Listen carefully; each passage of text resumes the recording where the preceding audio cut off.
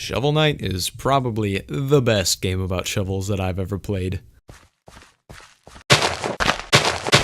But in all seriousness, Shovel Knight is a great game.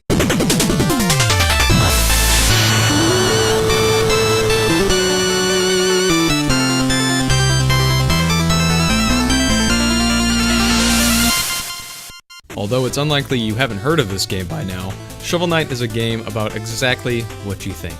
You play as a knight, but rather than wielding a sword, you use a shovel. The game is a classic NES-style platformer with its pixel graphics and retro music, but also in its gameplay. The game is very similar to something like Mega Man. You have to play through different levels and the bosses at the end of each to progress. But the game also draws from other classics, like the wandering bosses on the world map akin to Mario 3. The story is also just about as classic as it gets. You gotta beat up a bunch of bad dudes to save your partner Shield Knight from the Tower of Fate, guarded by the evil Enchantress. On your journey to the Tower of Fate, you're going to encounter a lot of different enemies, but you needn't worry since you're equipped with the right moves for the job. You can use your basic shovel swing to attack, but you can also use the extremely versatile down slash, which lets you attack enemies from above, as well as use them as bounce pads to reach loot or to make your way across death pits. You can also equip yourself with a multitude of items. You can find these in the levels as well as purchase them from the various villages on the map. You can purchase different gear like various types of armor with special attributes, or magic items. The magic items, also called relics, are limited use items that can help a lot with the different levels you're in. They use up different amounts of magic when used, but they can be replenished by collecting magic from fallen enemies or from digging it up. You can upgrade the maximum amount of magic you can hold in the village, as well as increase your health by finding meal tickets. Collecting all the items and upgrading your character is obviously quite useful in the long run. The more utility and survivability you have in a fight, the better.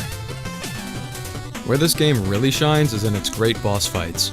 Each knight of the Enchantress's Quarter is waiting for you at the end of each level, and they all have their own unique and interesting fights along with them.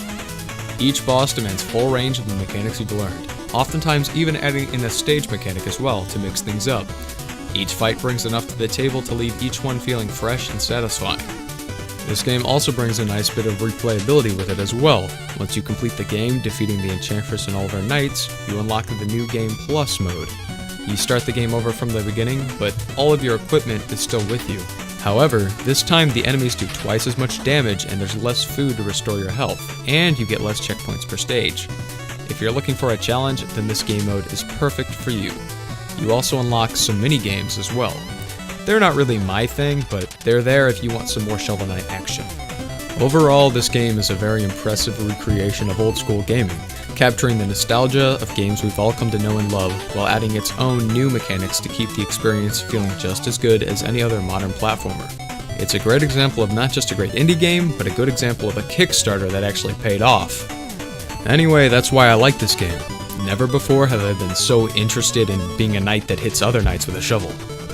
If one thing's for certain, it's that I definitely dig this game.